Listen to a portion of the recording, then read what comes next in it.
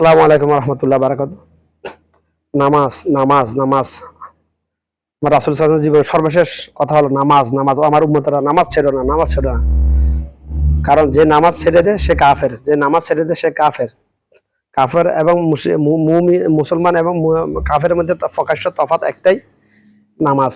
একামাত শুরু হলে মুসলমান নামাজ পড়তে যাবে, ইহুদি নাসারা কাফের যারা এরা দোকানে বসে থাকবে, টাকটুর উপরে হাঁটুর উপরে কাপড় শর্ট প্যান্ট পরে।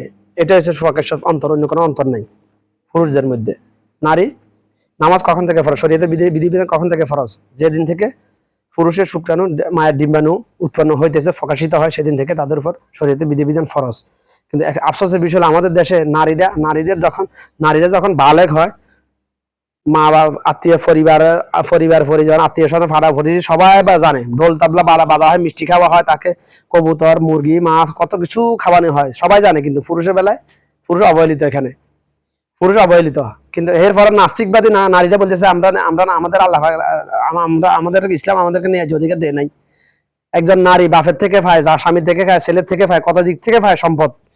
তারপরে নাস্তিকবাদীরা বলতেছে যে বেশ্যাগুলো বলতেছে নারীদেরকে নাকি ইসলাম অধিকার দেয় না, নিয়ে অধিকার দেয় নাই। একজন নারী বালেগ হওয়ার পরে, নারী যেদিন থেকে ডিম্বাণু উৎপন্ন শুরু হওয়ার পরে সবাই গোষ্ঠী সবাই তার জন্য কত ভালো ভালো খাবার নিয়ে আসে। আর পুরুষের কোনো তাহলে পুরুষ বালেগ হয়েছে কখন এটা জানে না মা বাপ। এটা পুরুষ কখন বালেগ হয়েছে এটা 99% মা বাপ জানে না। আমার ছেলে যে বালেগ হয়েছে, আমার ছেলে যে হিজড়া নাকি আসলে সে মানে আমাদের মতো স্বাভাবিক মানুষ, এটা এটা খেয়াল হয় না মানুষের। এই জন্য হিজড়াদের মধ্যে আমার অনেক বছর অ্যানালাইসিস বলতেছে হিজড়াদের মধ্যে বেশিরভাগ ছেলে। এই জন্য তারা আলগা বেস্ট লাগায়, বল বিভিন্ন ব্যবহার করে। তারা একটা হিজড়াদের হাতে সবসময় একটা চিন্তা থাকে, তারা দাড়িকে কামায় না, দাড়িকে তুলে ফেলে, উপড়ে ফেলে, আস্তে আস্তে উপড়ে ফেলতে একসময় আর উঠে না, গজায় না, মুখে বিভিন্ন রকমের ক্যান্সার হয় হিজড়াদের। এই জন্য তারা এমন ভাবে মেকআপ করে, এটা বুঝা আমরা দেখবেন সবগুলা। কারণ হিজড়াদের মধ্যে মিনিমাম 80% ছেলে। যদি সবাই মেয়ে হইতো তাদের সবাই তারা অভিনয় করার দরকার নেই, তারা তো ন্যাচারালি মেয়ের মতো কথা বলতে, ন্যাচারালি হইতো, ন্যাচারালি বুক ফুলানো থাকতো, বেস্ট থাকতো।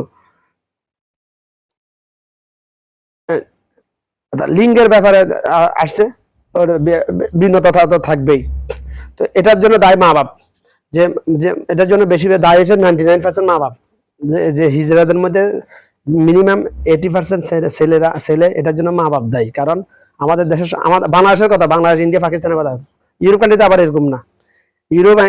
ইহুদি খ্রিস্টানদের মধ্যে এই কালচার, ইহুদি খ্রিস্টানদের মধ্যে ছেলে এবং মেয়ের জন্য উভয় সমান। ছেলে বালক হয়েছে কিনা এটা সবাই জানে, মা বাপ জানে, আমাদের দেশে জানে না। অথচ আমরা দাবি করি আমরা মুসলমান। আমরা বলো মুসলমান, কেমন মুসলমান তুমি, কেমন মুসলমান বা কেমন মুসলমান? গোস্ত খাওয়ার জন্য কোরবানি ঈদ গেছে। মুসলমান আর হিন্দুর মধ্যে প্রকাশ্য তফাৎ এখন একটাই, হিন্দুরা গরু গোস্ত খায়, এই জন্য এদেরকে হিন্দু বলা হয়, মুসলমান গরু গোস্ত খায়, এই জন্য এদেরকে মুসলমান বলা হয়। এটাই পার্থক্য। নামাজের মধ্যে কোনো পার্থক্য নেই ভাই। নামাজের একামত শুরু হলে হিন্দুও দোকানে বসে থাকে, মুসলমানও বসে থাকে ভাই। ভাই মুসলমান সিগারেট খায়, গাঁজা খায়, মদ খায়, জুয়া খেলে, গিবত করে, সবলখড়ি করে, সুদ খায়, হিন্দুও খাইতেছে ভাই। তফাৎ করতে ভাই, সবই তো মিল।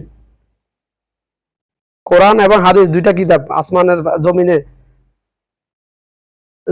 আল্লাহর ফরে, আল্লাহর আনুগত্য করার জন্য, রাসূলের অনুসরণ করার জন্য দুইটা কিতাব, কোরআন এবং হাদিস। এই দুইটা কিতাব যে অনুসরণ করবে, সে কিভাবে সিগারেট খায়, সে কিভাবে মদ খায়, সে কিভাবে জুয়া খেলে, সে কিভাবে গাঁজা খায়, সে কিভাবে সুদ খায়, সে কিভাবে ঘুষ খায়, সে কিভাবে সিন্ডিকেট করে, চাঁদাবাজি করে, দুর্নীতি করে, কিভাবে কোনো অবস্থা করতে পারবে না ভাই। আমার পক্ষে সম্ভব হয় নাই জন্মের পর থেকে আজ পর্যন্ত কখনো কারো একটা পয়সা মারি খাওয়া। কিন্তু আমার টাকা মারি খাইছে, এটা লিস্টি বানাইলে আমার থেকে কয়েক গুণ লম্বা হবে। শুধু নামের লিস্ট বানাইলে শুধু। আমি কি এমনি বলতেছি 30 বছর রিসার্চ মানুষের উপর আমার যে রিসার্চ, ওটা সমাপ্ত কথা এক সপ্তাহ আগে এটা সমাপ্ত হয়ে গেছে। আল্লাহ পাক আমাকে বুঝাই দিয়েছে সবকিছু, আর জানার আর কিছু বাকি নেই আমার মানুষ সম্বন্ধে। একটা মোমেন্ট পৃথিবীতে 97% মিনিমাম 97% মুনাফিকের জন্ম হয় মুসলমানের করে। যাতে হিন্দু বাড়ি জন্ম যায়, হাতে কাবে হাতের মুনাফিকে হাতের অপমান করার দরকার আছে না ভাই। কারণ মুনাফিক কাবের চাইতে নিকৃষ্ট। মুনাফিকের স্থান ইন্নাল মুনাফিকিনা ফি জাহান্নাম, মুনাফিকের স্থান নিশ্চয় জাহান্নামে, নিশ্চয় মুনাফিকের স্থান জাহান্নামের নিম্ন স্তরে। কাফের বেলায় বলা হয় না কখন, কাফের সবাই ছিল জাহান্নামী, তবে কাফের জাহান্নামে কোন স্তরে যাবে এটা কখনো জাহাল হাদিসে নাই, বলা নাই। হ্যাঁ, কাফের বিনা হিসাবে ছিল জাহান্নামী। মুনাফিক যদি ঈমান থাকে, হিসাবের পরে নির্দিষ্ট সময়কালের জন্য জাহান্নামে থাকতে নির্দিষ্ট সময়কাল যে কত বড় এটা পয়েন্ট করার ক্ষমতা কোনো এলেমেন্ট নাই, দুনিয়ার কোনো আলেমের নাই, প্রয়োজনও নাই এটা। দুনিয়ার একদিন আখিরাতের 1000 দিন দুনিয়ার একদিনের চাইতে, আখিরাতের একদিন দুনিয়ার 1000 দিনের চাইতে লম্বা মিনিমাম মিনিমাম। আমার অ্যানালাইসিস যেটা বলতেছি বিভিন্ন, মানে দুনিয়ার সময়টা হলো আজান আর একামতের মধ্যে যে মধ্যবর্তী সময়, এটা হচ্ছে দুনিয়ার সময়। আজান আর একামতের সময় যতটুকু সময়, এটা হচ্ছে দুনিয়ার সময়। প্রমাণ, আপনি যখন মুসলমান ঘরের সন্তান যখন জন্ম হয়, নারী এবং পুরুষ, কানে আজান দে না? আজান দে। যখন মারা যায় জানাজা পড়ে না? পড়ে। তখন কি আজান দে না? আজান দিছে জন্মের দিন, যেদিন জন্ম হয়েছে ওই দিন, যেদিন মারা গেছে ওই দিন জানাজা পড়ছে। অর্থাৎ আজান আর একামত, আজান আর নামাজের মধ্যে যতটুকু পার্থক্য, এতটুকু হচ্ছে আমাদের দুনিয়ার হায়াত। আখিরাত আর দুনিয়ার হায়াতের মধ্যে তফাৎ হচ্ছে এতটুকুই। এরকম। তাহলে এবার বুঝেন এবার কত লম্বা হবে। চিন্তা করার দরকার নেই ওটা নিয়ে। ওখানে গড়ি দেখা লাগবে না, ওখানে সময়ের জ্ঞান হুঁশ থাকবে না মানুষের। 40 বছর তো 40,000 বছর ঘুমাবে মনে হবে, ঘুম থেকে যখন ইচ্ছা হবে সিংহে ফুক দিবে হাসরের মাঠে পুনরুত্থানের জন্য, তখন মনে হবে মাত্র 2 মিনিট ঘুমাইছি। প্রমাণ, হঠাৎ যদি যখন আপনার ঘুম আসে, যখন আপনি ঘুমিয়ে যান, ঘুম থেকে উঠার পরে মনে হয় আপনি 5 মিনিট 10 মিনিট ঘুমাইছেন, কিন্তু গড়ি দেখলে প্রমাণ করা পাওয়া যায় যে আপনি 2 ঘন্টা ঘুমিয়ে গেছেন, 1 ঘন্টা ঘুমিয়ে গেছেন, আপনি করতে পারেন না। কিন্তু আপনার কাছে মনে হচ্ছে আপনি 5 মিনিট না ঘুমাইছেন, একটু যোগাইছে ঘুমাই 10 মিনিট ঘুমাইছে, এরকম মনে হয় না? ওই রকম আখিরাতে এরকম প্র্যাকটিক্যালি বুঝে দিতেছি ভাই। প্র্যাকটিক্যালি আল্লাহ ভাই আমাকে যতটুকু হিকমত দিয়েছে ওইভাবে বুঝে দিতেছি। মূল বিষয় হলো বালেগ। প্রত্যেক মা বাবার উপর ওয়াজিব এটা, সন্তান ছেলে হোক মেয়ে হোক, সে বালেগ হয়েছে কিনা এটা পর্যবেক্ষণ করা, এটা করা। কারণ একজন সন্তান মেয়ে নারী হোক পুরুষ হোক, মা চাইলে তাকে পর্যবেক্ষণ করতে পারবে, বাপের দ্বারা বাপ ছেলেকে পর্যবেক্ষণ করতে পারবে, মেয়েকে পর্যবেক্ষণ করতে পারবে না। এটা অনুচিত, অনুচিত। আমি বলতেছি না হারাম, এটা অনুচিত।